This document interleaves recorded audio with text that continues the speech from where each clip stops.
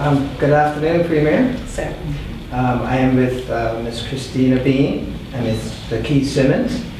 And Kristina has a report that she would like to present to you on behalf of the physically challenged in Bermuda.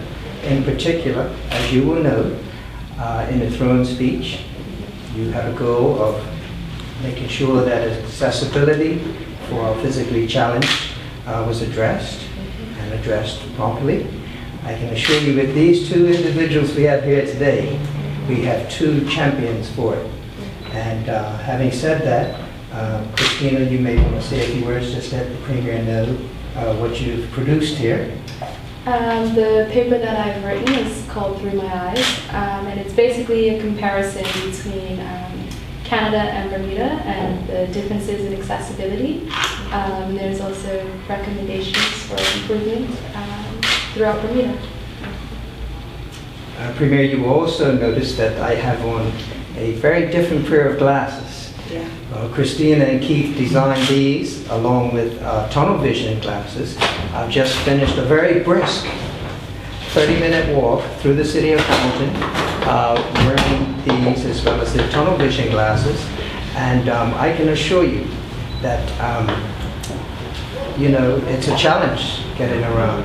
But I can say this, that I believe with Kristina and Keith, we'll find that the changes that have already taken place with regard to construction of sidewalks, the lights, and other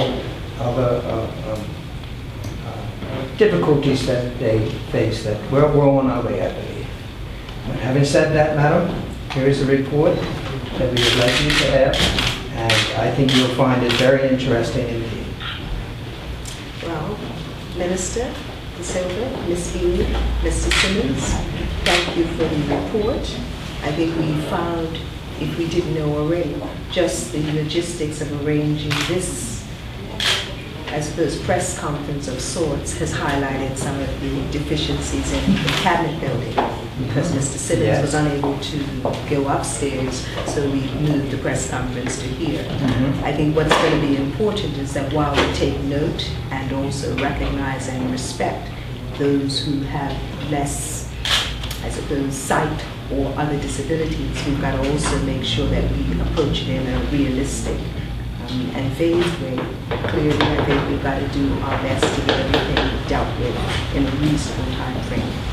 I think the book, the report Through My Eyes, is a good way, and was a good way for you to get a sense of some of the challenges.